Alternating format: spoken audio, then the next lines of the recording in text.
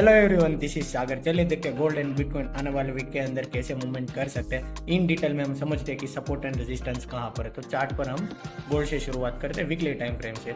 तो gold weekly time frame पर last week भी काफ़ी अच्छा मोमेंटम रहा था एंड उसके आगे के वीक भी अच्छा मोमेंटम यहाँ पर देखने को मिला था। तो अभी दोनों साइड बायर और सेलर दोनों अभी दोनों की टर्म आ चुकी है। यहाँ से सेलिंग भी हो चुकी है और यहाँ से बाइंग भी हो चुकी है। तो हाई चांसेस है कि आने वाले वीक के अंदर एंड आने वाले मंथ के अंदर गोल्ड यहाँ पर साइडवेज जा सकता है। एंड डेली टाइम फ्रेम में एक इंटरेस्टिंग प्राइस पैटर्न यहाँ पर बन रहा है। डेली टाइम फ्रेम पर देखो तो यहाँ पर gold W type double bottom type यहाँ पर पैटर्न बना रहा। इसी अराउंड से ब्रेकआउट दिया था गोल्ड ने, अराउंड इसी अराउंड से यहाँ से इसी जोन से ब्रेकआउट दिया था।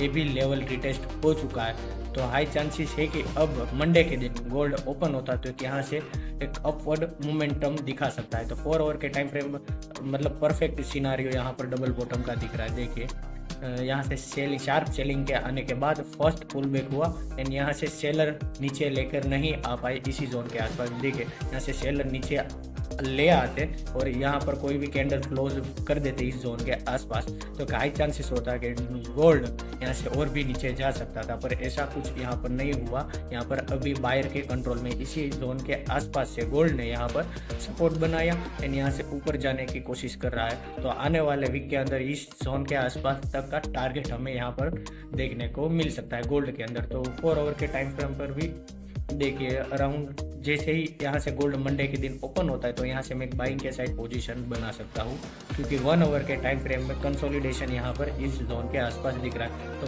फर्स्ट रेजिस्टेंस हमें देखने को मिलेगा 5086 के अराउंड एंड सेकेंड रेजिस्टेंस हमें देखने को मिलेगा 5170 के अराउंड यहाँ पर। तो मेरा टारगेट आने वाले वीक में ये 2 टारगेट मेरे होने वाले हैं और उसके ऊपर जाता है तो मैं ट्रेल करके अपनी पोजीशन निकालूंगा। तो वहाँ पर मेरा टारगेट 5436 के अराउंड यहाँ पर मेरे टारगेट है। एंड सेलिंग के साइड में इसके नीचे ही प्लान करने वाला हूँ। जैसे इस जोन को ब्रेक करता है यहाँ पर मैं बीच में कोई ट्रेड नहीं लूँगा, क्योंकि यहाँ पर बायर कंट्रोल में आएगा तो एसएल हिट करने के हाई चांसेस हो गए।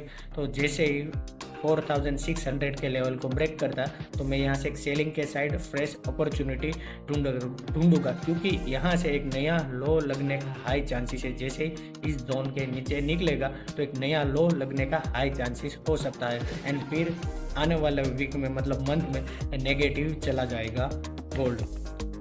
तो अब बात करते हैं बिटकॉइन की। तो बिटकॉइन वीकली टाइम फ्रेम में काफ़ी हेवी सेलिंग देखने को मिल रही है 3 वीक से। यहाँ पर अराउंड 25 से लेकर 60,000 के अराउंड बिटकॉइन आ चुका, 50 कितने % का क्रैश हुआ है बिटकॉइन में। अराउंड 52% का यहाँ पर हमें क्रैश देखने को मिल रहा है। तो बिटकॉइन में रिकवरी कैसे होगी, तो आप लोग को एक इंटरेस्टिंग प्राइस पॉइंट में यहाँ पर बताता हूँ। देखिए यहाँ पर कैसे शार्प सेलिंग आई एंड उसके बाद ये फिर से जोन रिटेस्ट किया, उसके बाद एक नई रैली स्टार्ट हुई अराउंड इसी जोन के आसपास। शार्प सेलिंग आने के बाद थोड़ी बहुत रिकवरी होती एंड फिर से ये जोन रिटेस्ट हुआ एंड उसके बाद ही यहाँ पर एक बाइंग के साइड मोमेंटम देखने को मिला। तो यहाँ पर भी एक्सपेक्टेड है कि जैसे शार्प सेलिंग आई 1-2 वीक ग्रीन कैंडल में बंद हुआ एंड उसके बाद फिर से ये जोन आएगा।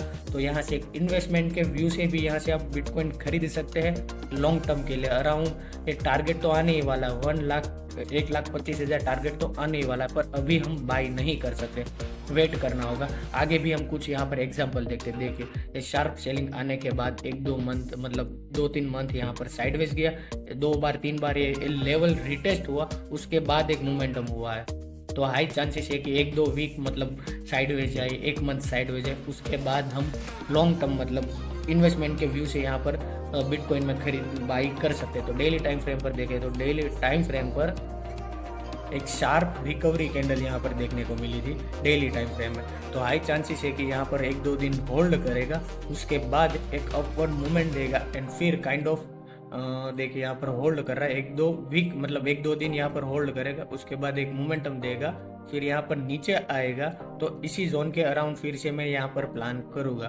तो फिर देखते हैं कि कहाँ पर कैसे मूव कर सकता है बिटकॉइन। तो 4 आवर के चार्ट पर देख लेते एक बार हम। 4 आवर के चार्ट पर अभी हाल हाल की कंडीशन पे मतलब करंट सिनारियो पर मैं बताऊँ तो गोल्ड यहाँ बिटकॉइन सॉरी यहाँ पर जैसे इस लेवल को ब्रेक करता है तो यहाँ से एक बाइंग के साइड मोमेंटम पॉसिबल है एंड टारगेट अराउंड इसी जोन के आसपास रहने वाला है 75 74 अराउंड इसी जोन के आसपास रहने वाला एंड यहाँ से फ्रेश सेलिंग हैपनिंग भी हो सकती मतलब फ्रेश सेलिंग भी आ सकते हैं इस जोन के आसपास से। तो देखते हैं कि बिटकॉइन आने वाले वीक में कैसे मूव कर सकता है। तो हम सपोर्ट देख लेते हैं एक बार। तो सपोर्ट यहाँ पर इस जोन के नीचे मैं सेल करूँगा, अभी नहीं एग्रेसिवली मैं यहाँ से सेलिंग नहीं कर सकता।